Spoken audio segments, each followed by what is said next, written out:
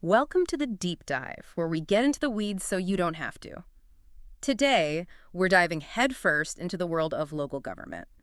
Palo Alto City Council, to be exact, and our trusty sidekick for this expedition. A fresh stack of meeting minutes. Because you know what they say, the devil's in the details, and boy are there details.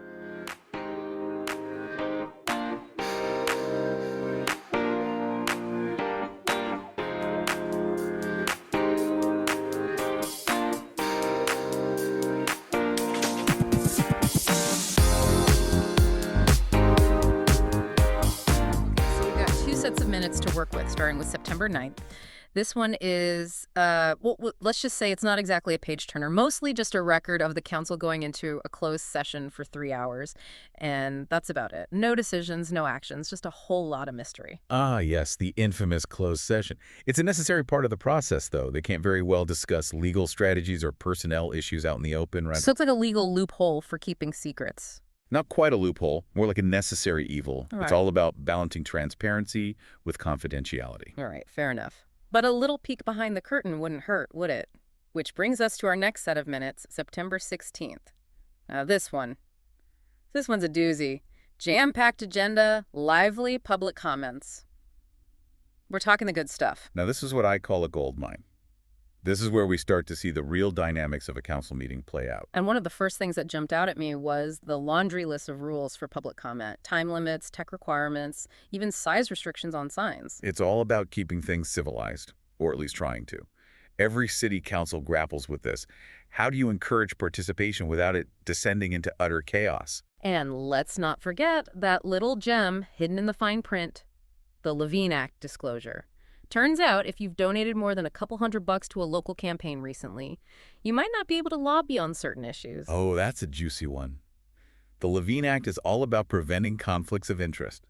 It's about making sure decisions are made fairly, not swayed by who's got the deepest pockets. Makes you wonder about those closed sessions all over again, doesn't it? But okay, enough cloak and dagger for now.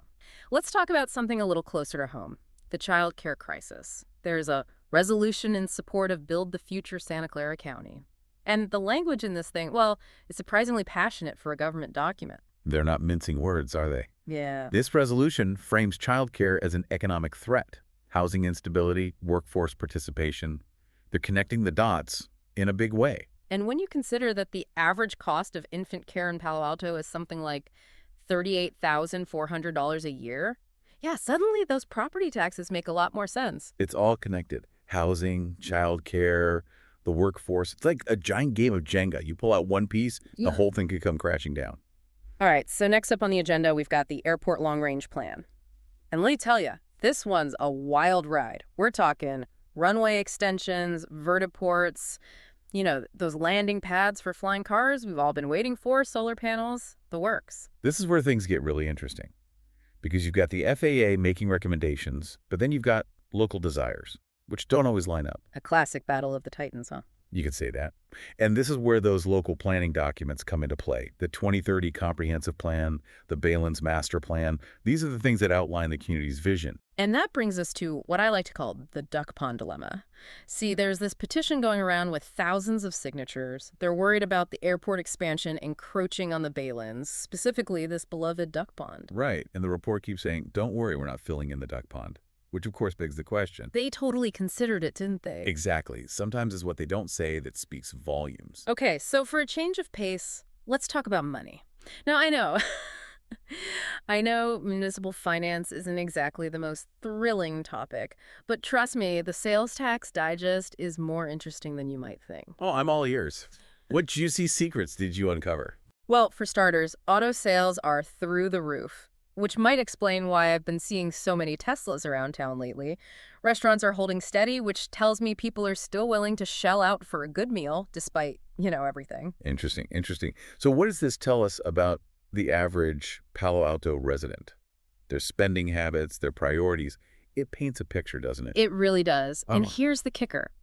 The report says Palo Alto's economy is actually outperforming the region. Now, why is that? We'll have to save that juicy mystery for another time, because for now, we need to take a quick break. And we're back, diving deep, deep into the heart of Palo Alto civic life. We were just talking about the sales tax digest, weren't we? Never thought I'd say this, but those things are surprisingly fascinating. Right, like a little window into the economic soul of a city. But before we get lost in spreadsheets, let's talk about how our listeners can actually get involved. We keep mentioning these committee meetings. What's the deal with those? Are they just for, like, city insiders? Not at all. In fact, that's where a lot of the real action happens, before anything reaches the full city council. So, like a sneak peek behind the scenes. Exactly. And you'd be surprised how much influence you can have at that level. Okay, so let's say I'm fired up about, I don't know, making Palo Alto more bike-friendly. Which committee do I crash? I mean, politely attend. In that case, the rail committee would be your best bet. They handle everything from Caltrain to bike paths, even those futuristic vertiports we mentioned. Okay, I'm sold. I find the meeting, I put on my best citizen outfit. Yeah. What can I actually expect when I get there? It's a mixed bag, honestly. Some presentations can be a little dry, sure. But you'll also hear from your neighbors, from advocacy groups, from the committee members themselves. So real people, real discussions about stuff that really matters. Precisely. And while the full council has the final say, those committees often make recommendations that carry a lot of weight. So it's like influencing the influencers. I like it. Yeah. But those committees, they're not just about the big, sexy projects, are they? Not at all. They're also the ones grappling with budgets, zoning changes, permits, all the stuff that keeps the city running smoothly. So even if I'm not trying to single-handedly revolutionize transportation, there's probably a committee out there debating something I care about. Absolutely. Whether it's park maintenance or library funding, there's a group of people making decisions about it, and they need to hear from you. It's all about understanding that local government isn't some abstract entity. It's made up of our neighbors, making choices that affect our daily lives. And the more we understand those choices, the more we understand the different perspectives at play, the better equipped we are to participate in shaping our community. We've covered so much ground in this deep dive. Childcare, airports, the economy. And through it all, we've seen how interconnected these issues really are. Understanding the details, getting into the weeds. That's how we empower ourselves as citizens. Couldn't have said it better myself. But before we wrap up this deep dive, we've got one last part where we'll equip you with some practical advice. Stick around, we'll be back after a quick break. And we're back for the final leg of our deep dive into the heart of Palo Alto's City Council.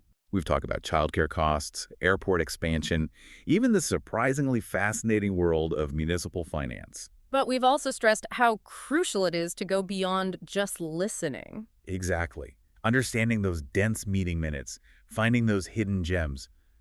That's just the first step. Right. Knowledge is power, but only if you actually use it. Exactly.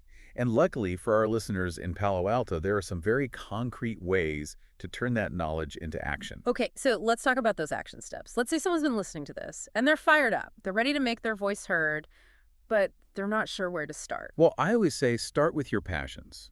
What gets you riled up? What keeps you up at night? So if you're passionate about, I don't know, parks and recreation, for example. There's a committee for that. Concerned about the future of retail in the age of Amazon? You guessed it, there's a committee for that too. Seriously, it seems like they have a committee for everything. Pretty much. And the best part is, these committees are made up of your neighbors, people who care just as much as you do about making Palo Alto a better place to live.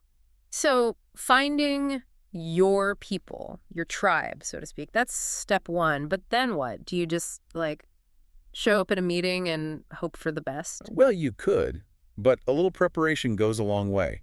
Check the city website. They usually post agendas in advance. So you know what you're walking into, what's going to be discussed. Exactly. And if there's a particular issue you're fired up about, maybe jot down some notes, some talking points. Don't be afraid to speak up. Exactly. Those meetings are open to the public for a reason. Your voice matters, and the more informed you are, the more effective you can be in advocating for what you believe in. See, that's what I love about this. It's about empowering yourselves. It's about realizing that you don't have to be a politician or a policy expert to make a difference. Not at all. We all have a stake in this. It's our city, our community. Our duck pond. Exactly. So let's get out there, roll up our sleeves, and make our voices heard. That's it for this deep dive into the inner workings of the Palo Alto City Council. We hope you've enjoyed the journey. And more importantly, we hope you've been inspired to get involved, to make a difference. Remember, change starts at the local level. So find a committee, do your homework, and speak up. Until next time, this is The Deep Dive, signing off.